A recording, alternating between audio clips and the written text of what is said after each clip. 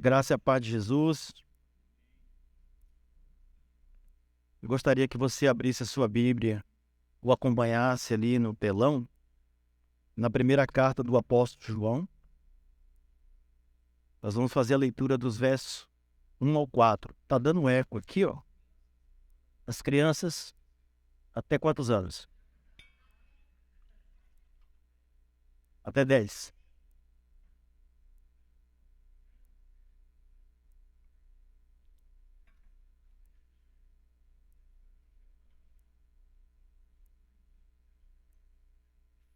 Falei para o pastor Flávio que depois da escola dominical, que nós estamos conectados.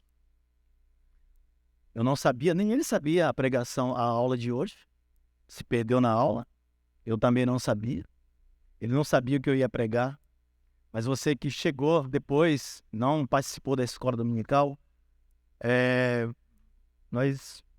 para quem estava aqui, vai perceber que nós estamos conectados. Desde o começo da primeira leitura, os louvores, a escola dominical, até mesmo o coral agora. Então, Deus colocou no meu coração que a mensagem teria que ser essa aqui. Isso foi bem claro, Deus deixou bem claro nesse culto. Amém? Diz assim: o que era desde o princípio, o que ouvimos, o que vimos com os nossos olhos, o que contemplamos e nossas mãos apalparam, a respeito do verbo da vida, pois a vida foi manifestada, nós a vimos, damos testemunho dela e vos anunciamos a vida eterna que estava com o Pai e a nós foi manifestada. Sim, o que vimos e ouvimos, isso vos anunciamos para que também tenhais comunhão conosco, e a nossa comunhão é com o Pai e com o seu Filho Jesus Cristo. Estas coisas vos escrevemos para que a nossa alegria seja completa. Vamos orar? Senhor, obrigado pela tua palavra. Que o Senhor, mais uma vez, se faça presente. Sabemos que o Senhor já está aqui. Esse culto, o centro deste culto é o Senhor. Não sou eu, não é a tua igreja, mas é o Senhor. E nós queremos te adorar agora em espírito e em verdade, através da tua palavra. Em nome de Jesus, que eu oro e já te agradeço. Amém. Ontem à noite eu estava lembrando, em 83, eu tinha 8 anos. Eu sou de 74. E meu avô administrava uma fazenda lá na Bahia, uma fazenda de cacau. Meu avô administrou 4 fazendas durante 34, 35 anos. E eu tinha 8 anos, eu morava com meu avô. E fazenda de cacau tem assim muitas frutas, é muito rico em frutas. Mas chega um tempo também que tem algumas estações que não tem frutas. E eu, irmãos, até hoje eu amo laranja. Quando eu entro no supermercado, eu olho para uma laranja assim, pena que está muito caro. E eu chupava muita laranja quando eu morava em fazenda, porque tinha bastante.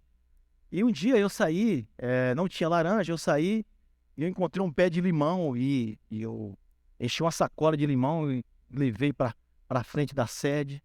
E eu comecei a chupar descascar os limões e comecei a chupar e aquele negócio azedo, eu fui lá, coloquei um pouquinho de sal para ver que a coisa descia. E alguém chegou e falou: o que você está fazendo? Eu falei: estou chupando laranja. E a pessoa começou a rir de mim.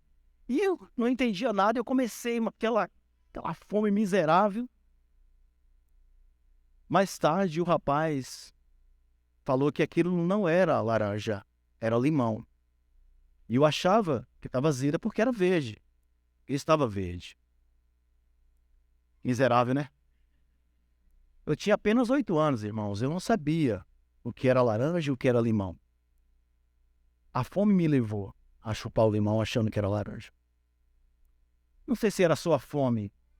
Eu gostava realmente de laranja, como gosto até hoje. Quem me conhece aqui sabe que um suco de laranja é comigo. Irmãos, quem é Jesus para nós? Quem é Jesus Cristo para nós?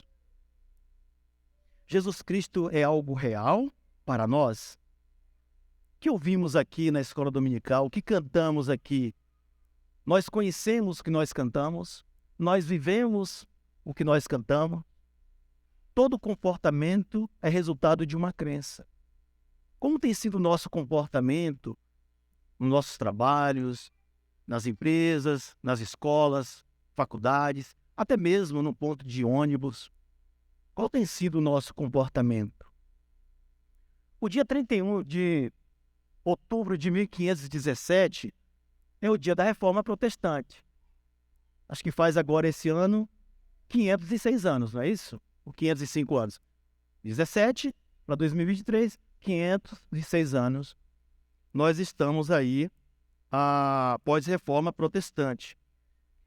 E todos nós sabemos que o Martinho Lutero, hoje o Martinho Lutero está aqui. Realmente foi falado várias vezes aqui no Martinho Lutero. Ele pregou as conhecidas 95 teses na porta da igreja de Wittenberg, lá na Alemanha. Isso todos nós conhecemos. Todos nós que gostamos de uma teologia reformada, isso aqui é ensinado na igreja. Os pontos da teologia reformada está sendo ensinado e nós conhecemos muito bem. Então Lutero ele pregou as 95 teses na igreja, na porta da igreja de Wittenberg, lá na Alemanha. Basicamente, as 95 teses eram um protesto que Lutero pregou contra a Igreja Católica. Por exemplo, olha a Igreja Católica aí, pastor Flávio. A Igreja Católica diz que Jesus não é suficiente. Maria é suficiente. A fé não é suficiente, mas as boas obras, eu vim de lá, eu sei disso. A graça de Deus não é suficiente, mas os nossos méritos. A palavra de Deus também não é a única regra de fé e prática, tem que existir mais a tradição. A tradição da Igreja Católica deve ser aceita e honrada com um sentimento de devoção e reverência. E Lutero sabia muito bem disso.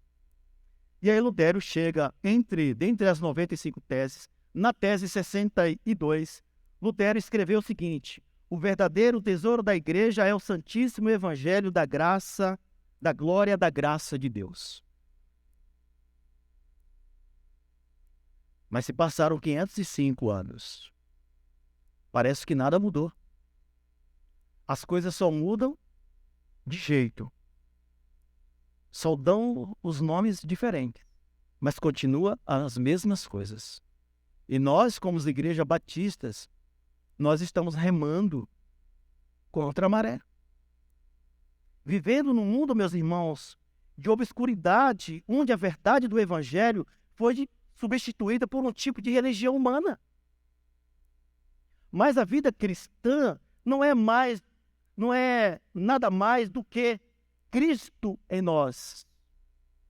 Então, transformar Cristo em uma religião é dizer que o seu sacrifício na cruz foi inútil e que precisamos fazer algo por nós mesmos para alcançarmos a salvação. Olha que coisa. Pós-reforma protestante. Nós estamos no século XXI, 505 anos da reforma protestante. Por exemplo, no dia em que Cristo morreu na cruz, o Evangelho diz que o véu do templo se rasgou de alto a baixo. Só que em São Paulo nós temos um templo de Salomão. Reconstruíram, costuraram o véu que o Pai havia rasgado. Aqui perto de nós. Simplesmente estão querendo passar um conceito, algo que eles acreditam. Eles acreditam. Meus irmãos, e se cairmos nesse abismo, se cairmos nessa conversa, nós fazemos parte, como Igreja Batista, do mesmo erro. Qual que é a diferença entre nós batistas para outros cristãos? Qualquer outro cristão. A diferença é que nós temos a palavra de Deus como regra de prática e fé. Só. Não é Maria, não é José, não é templo de Salomão, não é nenhum desses líderes que se levantam nos nossos dias. As pessoas estão acostumadas a pensar no cristianismo como uma entre tantas outras religiões. Mas o cristianismo não é uma só religião. Cristianismo é Cristo este crucificado. Cristianismo é crer corretamente. Não é, antes de tudo, uma questão de se comportar corretamente, mas crer corretamente. Todo comportamento é resultado de uma crença. Todo comportamento. Uma crença errada sempre vai produzir comportamentos errados. O Brasil é considerado um país cristão, não é verdade? O próprio Papa chegou aqui, beijou o chão e disse que o Brasil era de Deus. Deus é brasileiro. Essa frase é muito conhecida. Assim como o Silvio Santos disse que a voz do povo é a voz de Deus, o Papa vem aqui e sela, diz que Deus é brasileiro. Olha, eu não sei se Deus é brasileiro, eu só sei que as nações estão no controle de Deus. Isso eu sei. Isso aí eu tenho certeza disso. Pergunte para as pessoas, sobre Cristo. Elas terão opiniões totalmente diferentes. A maioria das pessoas conhece um Jesus que foi fabricado pela mente humana. Jesus é um espírito evoluído, reencarnado, é um ser iluminado, não é Deus e nem salva pessoas. O que salva as pessoas é o amor. O amor que salva as pessoas. Outros crerem no Jesus submisso. Jesus é um ser criado, filho de Deus. Olha como que é uma verdade com a mentira. Ele sempre coloca uma verdade com a mentira. Profeta, mas não é um ser divino. Outros veem Jesus pela perspectiva da psicologia. Olha que coisa interessante. Jesus é o maior psicólogo da humanidade, um revolucionário político, o maior líder do cristianismo, abalou o mundo, dividiu a história. Nós sabemos disso. Foi tudo isso. Para alguns psicólogos, Jesus existe só para curar a saúde emocional das pessoas. Aí não. Jesus não existe só para isso.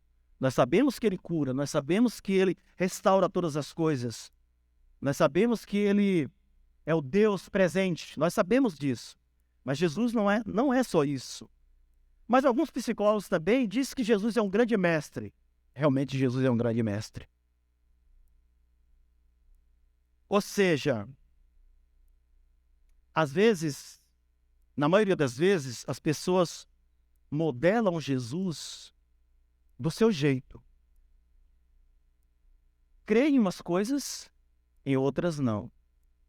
Aquilo que dá resultado, está dando certo, vamos prosseguir. Não dá certo, só que a gente não segue Jesus por aquilo que está dando certo. Nós seguimos por aquilo que é certo. Outros, que se diz serem cristãos, vão muito mais além das religiões e dos psicólogos. Por exemplo, em 2012, um líder de uma certa denominação, que está na televisão aí, disse que Jesus Cristo não é eterno, é um ser criado. E nós assistimos isso. No seu site da denominação, se encontra lá a seguinte declaração: ele é a imagem do Deus vivo, invisível, a encarnação do Verbo, mas ele não é sempiterno e eterno. É uma mentira com a verdade. Não dá para caminhar junto. Alguns evangélicos vão além das religiões. O que nós temos na mentalidade evangélica? Um Jesus espiritual dos espíritas, um Jesus que não é Deus e um Jesus que nunca foi homem. É essa mentalidade que nós temos. Ou seja, cristianismo sem Cristo. E aí não existe, meus irmãos, cristianismo onde Cristo não é exposto. Não existe. E a primeira carta do apóstolo João nos mostra que o verdadeiro cristianismo não tenta modelar Jesus. Não tenta. Ele é a doutrina, a pedra fundamental para que alicerçamos o nosso cristianismo. Para muitos que se dizem ser cristãos, João, ele é bem enfático, ele é bem claro nesse texto que nós lemos.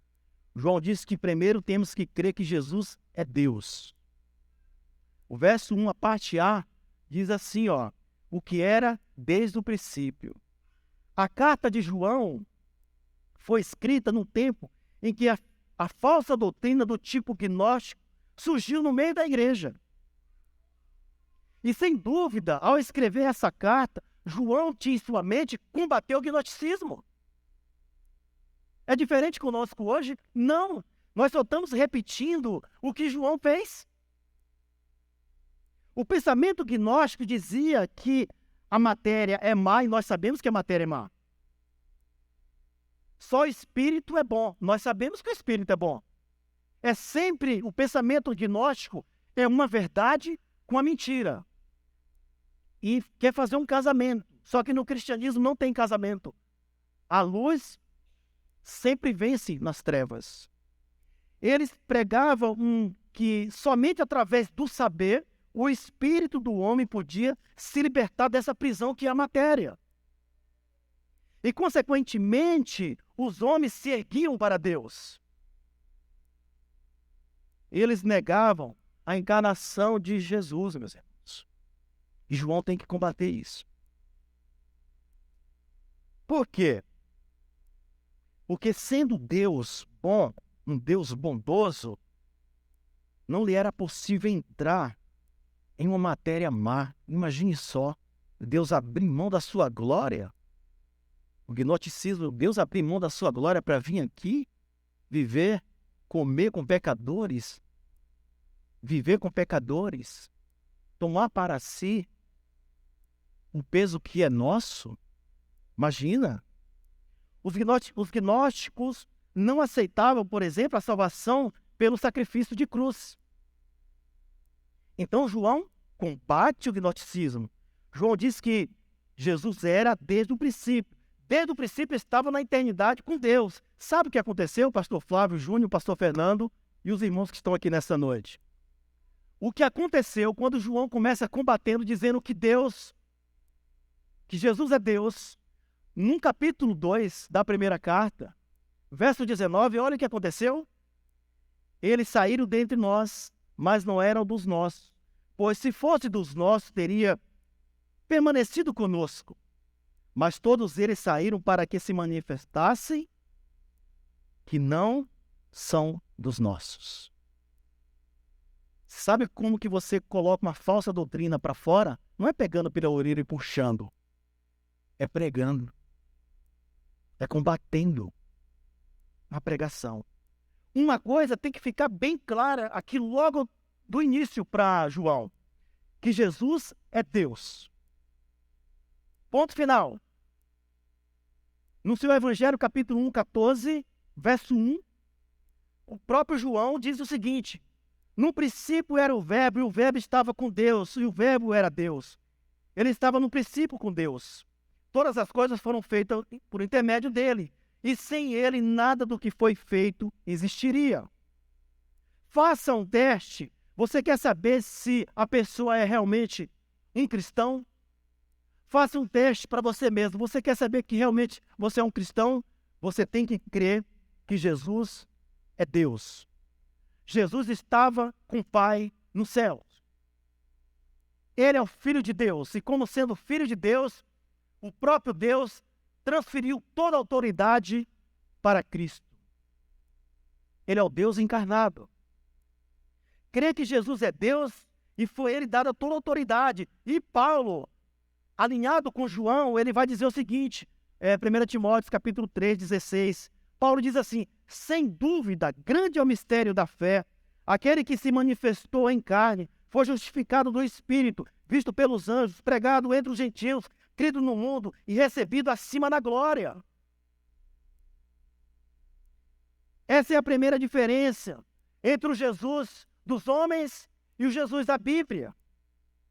A carta aos Hebreus, capítulo 1, 3, diz assim: o Filho é o resplendor da glória de Deus, a expressão exata do seu ser, sustentando todas as coisas por sua palavra poderosa.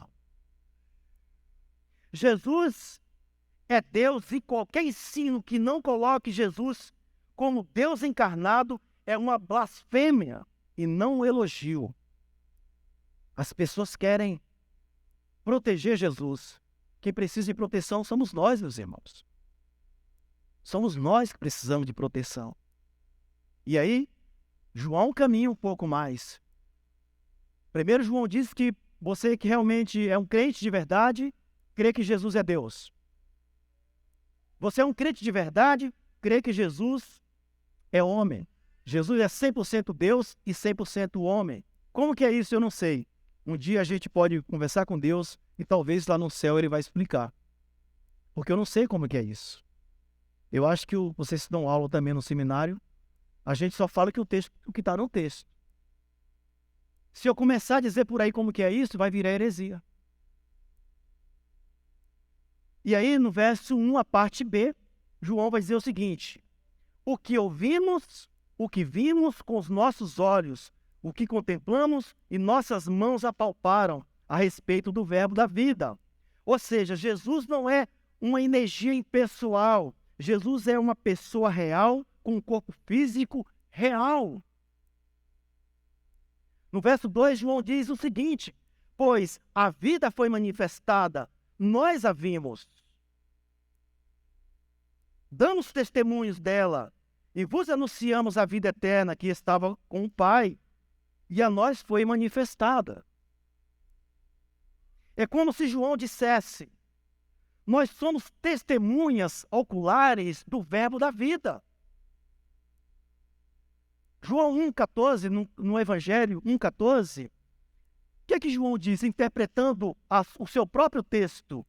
Ele já começou a sua carta dizendo: e o verbo estava, e o verbo se fez carne e habitou entre nós. Pleno de graça e de verdade. E vimos, João está dizendo que eles viram, e vimos a sua glória como a glória do unigênito do Pai. O apóstolo Paulo, foi até lido aqui esse texto, também está em conexão com João. Está parecendo o culto da igreja hoje. Está tudo conectado. Paulo está conectado. Paulo chega lá em Filipenses capítulo 2, 5 ao 8, é um texto conhecido. Paulo diz assim: tende em vós o mesmo sentimento para a igreja de Filipe, que estava passando por problema de divisão e tudo mais. E ele diz o seguinte: tende em vós o mesmo sentimento que houve em Cristo, lembrando aos irmãos que, existindo em forma de Deus, não considerou o fato de ser igual a Deus algo que aqui devesse se apegar, mas pelo contrário, esvaziou a si mesmo, assumindo a forma de servo e fazendo-se semelhante aos homens. Assim, na forma de homem, humilhou-se a si mesmo, sendo obediente até a morte e morte de cruz. Então, Jesus é o Deus eterno que penetrou no tempo. Sempre.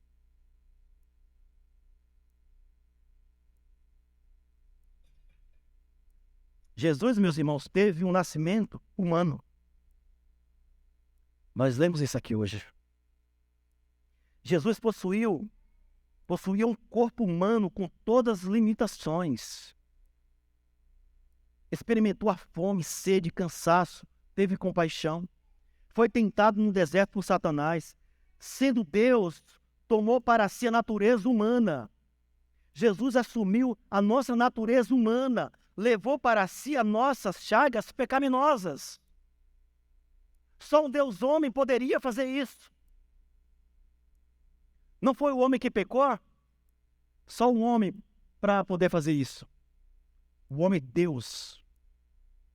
Porque o miserável que pecou lá, que foi desobediente com Deus, não conseguia fazer o que Jesus fez. Isaías 53, 5 é um texto conhecido, que eu amo esse texto. Diz assim, ó: mas ele foi ferido por causa das nossas transgressões e moído por causa da nossa iniquidade. O castigo que nos traz a paz estava sobre ele, e pelas suas pisaduras fomos sarados. Isaías, mais de 700 anos, estava falando de Jesus, que se cumpriu no Novo Testamento. A Bíblia define Jesus como Deus que se fez carne, e ponto final. Não negamos a sua divindade e também não negamos a sua humanidade. Não negamos. Qualquer concepção errada sobre o Cristo é também uma concepção errada sobre Deus. Qualquer uma delas. E João, no verso 3, ele diz o seguinte: sim, o que vimos, o que ouvimos, isso vos anunciamos para que também tenhais comunhão conosco. E a nossa comunhão é com o Pai e com seu Filho Jesus Cristo. Sabe o que João está dizendo aqui? Se vemos corretamente, ouvimos corretamente, se pregamos corretamente, vivemos corretamente. Vou repetir. O que João escreveu aqui. Se vimos corretamente e ouvimos corretamente, se pregamos corretamente, vivemos corretamente. Porque a Bíblia nos dá essa bagagem. A Bíblia nos dá essa instrução, que é assim. Qualquer outro ensino, qualquer Maria vai com as outras, é simplesmente passageiro. Simplesmente passageiro. E se a gente deixar aí no embalo, meus irmãos, muitos de nós, muitos crentes não estão voltando, não voltaram nunca mais, não vão voltar. E Atos capítulo 4, 20. Porque nós não podemos deixar de falar o que temos visto e ouvido. Não deixamos. Não podemos deixar. Hoje à noite no Gasparini vai ser a mesma coisa. Na Cristolândia, a mesma coisa. Não podemos deixar. O que eu ouço aqui, o que eu vejo aqui, eu tenho que pregar. E por que o texto diz que vivemos corretamente? Porque o texto vai falar de comunhão. Se ouvimos, se vemos, se pregamos, isso gera comunhão com o Pai e com seu Filho Jesus Cristo. E João, no verso 4, ele diz o propósito de tudo isso. Sabe o propósito de tudo isso? Ele responde no verso 4. O propósito de tudo isso, João diz: e estas coisas, que coisa? Aquilo que ele escreveu anterior. Vos escrevemos para que a nossa alegria seja completa. Pastor Flávio falou que não gosta de sofrer, eu também não. Deus me livre. Não gosto de sofrer, não gosto nem de sentir dor. Eu já sou mole, uma dor de cabeça, imagine só. Não gosto de sofrer, a gente gosta de ter alegria. A gente sabe que as coisas ruins acontecem.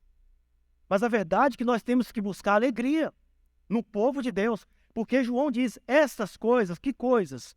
Aquilo que Cristo é Deus, que Cristo é homem, que vocês viram, ouviram, o que eu estou pregando,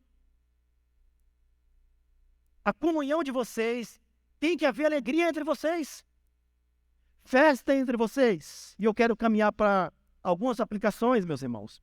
Quem é Jesus Cristo para nós? Quem é? Deus que se fez homem, Verbo que se fez carne, Santo que se fez pecado por nós, rico que se fez pobre, eterno que entrou no templo, o único, exclusivo e suficiente Senhor e Salvador, centro do universo, Criador e sustentador de todas as coisas, Rei dos reis, Senhor dos senhores, venceu a morte e o inferno, diante dele todo joelho se dobrará. Ele é o alfa, o ômega, o princípio e o fim de todas as coisas. Esse é o Jesus da Bíblia. Sempre. Esse é o Jesus que sabe o que é melhor para você, para mim e para você. Nos nossos relacionamentos conjugais, olha os namoros. Olha os nossos namoros. Jesus é o centro do seu namoro? Se não é, pula fora disso. No nosso ministério, Jesus é o nosso centro? No nosso ministério? Se não é, abre mão do ministério. E aí serve para mim também. Vida saudável. Será que eu estou aqui, volto para casa, vou beber cachaça, fumar cigarro? Se é assim, esquece. Jesus tem que estar no centro. Ele é o melhor para todos nós. Jesus não é apenas um ícone, meus irmãos, do nosso cristianismo. Jesus é Deus desde o princípio, o verbo da vida. Nele está a vida, ele é real. Ouvimos, temos visto, apalpamos, proclamamos a vida eterna. Esse é o Jesus da Bíblia. Fazemos isso para que a igreja tenha comunhão com o Pai e com o Filho.